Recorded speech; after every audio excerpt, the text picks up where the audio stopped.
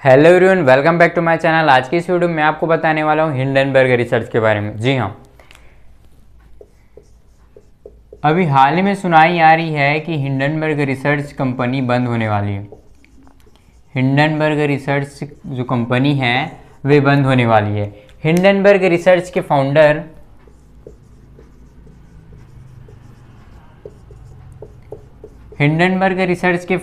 Nathan Anderson ने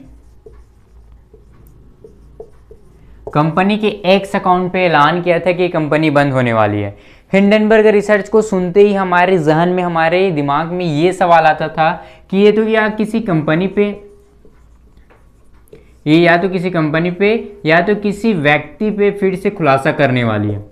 Hindenburg research को सुनते ही हमारे जहन में, हमारे दिमाग में ये सवाल आता था कि ये तो किसी कंपनी पे या किसी भी रिच व्यक्ति पे रिसर्च करने वाली है, खुलासा करने वाली है। ये क्या करती हिंडनबर्ग रिसर्च? किसी भी कंपनी, व्यक्ति पे रिसर्च करती, खुलासा करती और शॉर्ट सेलिंग के थ्रू मोटी पैसा कमाती। शॉर्ट सेलिंग के थ्रू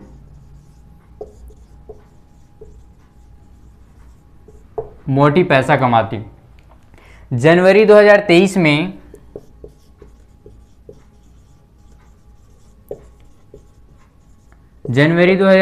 में अडानी ग्रुप में इन्होंने आरोप लगाया था जिससे अडानी ग्रुप की शेयर 10% तक की गिरावट आ गई थी। अडानी ग्रुप के शेयर में 10% तक की गिरावट आ गई थी। इसके बाद उन्होंने इसके अलावा सेबी के चीफ माधुरी भोजपुरी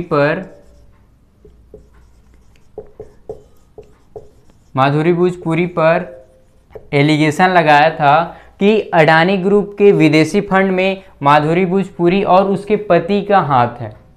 बहुत सारे से कंपनी और व्यक्ति पे इन्होंने एलिगेशन लगाया, खुलासा किए और शॉर्ट सेलिंग के थ्रू बहुत मोटी पैसा कमाया।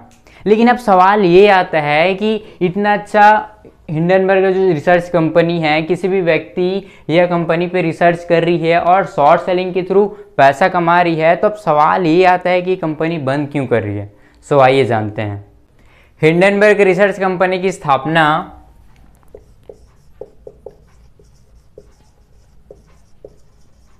हिंडनबर्ग रिसर्च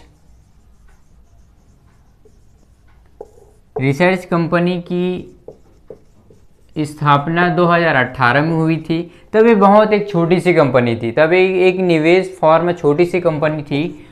2020 में इन्होंने अपनी पहली रिपोर्ट इलेक्ट्रिक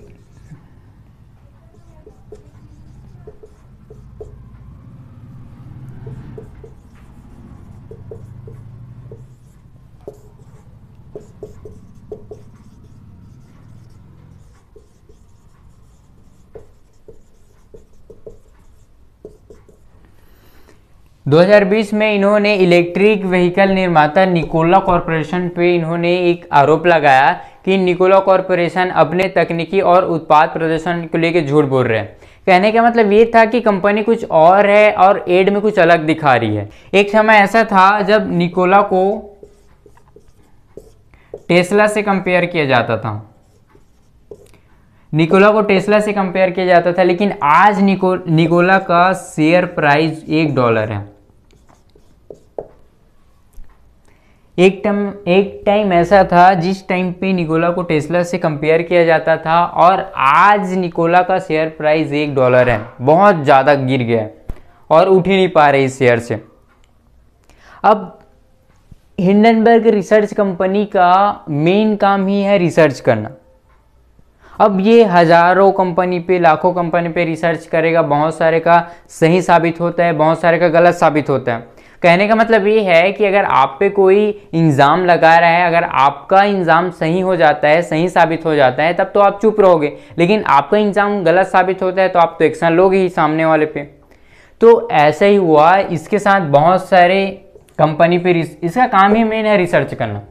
अभी कंपनी पे किसी भी अमीर व्यक्ति पे रिसर्च करेगा कि कैसे अमीर होते जा रहे, कंपनी का शेयर कैसे बढ़ रही है, रिसर्च करेगी और आरोप लगाएगी। लेकिन जिस कंपनी पे आरोप लगाता है और सही साबित हो जाता है आरोप, तो उस कंपनी का शेयर प्राइस गिर जाता है और शॉर्ट सेलिंग के थ्रू वे बहुत पैसा कमाते हैं। लेकिन ऐसे कंपनी का क्या, ऐसे व्यक्ति का क्या, इसमें आरोप लगाया जा रहा है लेकिन उसका आरोप सही नहीं हो रहा है, तो इसका कंपनी बंद करने का पहला रीजन तो यही है, लीगल एलिगेशन।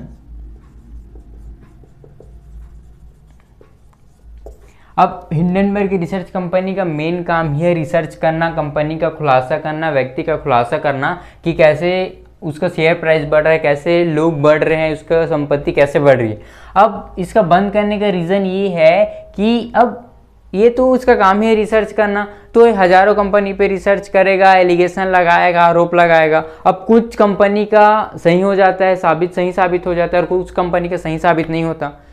कहने का मतलब ये है कि हर कंपनी का तो सही साबित नहीं होगा ना कुछ फॉल्ट रहेगा जिस रीज़न की वजह से वो बच जाएगा। तो बहुत सारी कंपनी ऐसी है जिस पे सही साबित नहीं हुआ तो वो इस पे एक्शन ले रही है, इसमें लीगल एलिगेशन लगा रही है। पहले रीज़न तो यही है हिंडनबर्ग कंपनी को बंद करने का। सेकेंड रीज़न है पॉलिटिकल प्रेशर।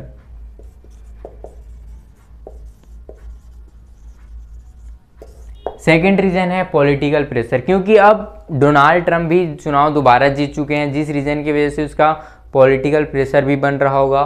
तो इसका जिक्र उन्होंने नहीं किया था, सिर्फ इसका जिक्र किया था उसका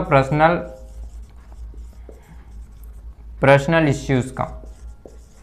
उन्होंने अपने एक्स अकाउंट में सिर्फ पर्सनल इश्यूज़ का जिक्र किया था कि मैं पर्सनल इश्यू की वजह से मेरा ड्रीम कंप्लीट हो गया, तो इस रीज़न की वजह से मैं कंपनी को बंद कर रहा हूँ। लेकिन इसके पीछे जो दो बड़ी रीज़न है उसको नहीं बताया गया है, लेकिन दो बड़ी रीज़न यही है कि लीगल एलिगेशन हज़ारों कंपनी पे रिसर्च कर रही है, लाखों कंपनी पे रिसर्च कर रही है और बहुत कुछ का साबित हो जाता है, सही साबित हो जाता है, इसलिए कंपनी शांत हो जाती है और उसका शेयर प्राइस भी घट जाता है। लेकिन ऐसे कंपनी का क्या जो इसमें आरोप लगाया जा रहा है, कंपनी को गलत साबित किया जा रहा है लेकिन उसका सही साबित ही नहीं हो रहा है, तो वो क्या कर रही है, इस पे लीगल एलिगेशन लगा रही है कि हाँ मैं ऐसा सही साबित नहीं होगा, क्या रीज़न है बताओ।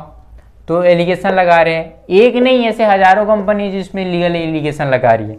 दूसरा रीज़न है ट्रम्प के आने से पॉलिटिकल प्रेशर बन गया। और तीसरा रीज़न ये है कि वे अपने पर्सनल इश्यूज़ का जिक्र किया। इस दोनों का अपने अकाउंट में जिक्र नहीं किया, इसी को जिक्र किया, लेकिन मेन रीज़न ये है। अगर आपको और ऐसी केस स्टडी वीडियोस देखनी है, अगर आपको और ऐसे इन्फॉर्मेशनल वीडियो देखनी है तो हमारे चैनल को लाइक, सब्सक्राइब एंड शेयर करना मत भूलिएगा। Thank you.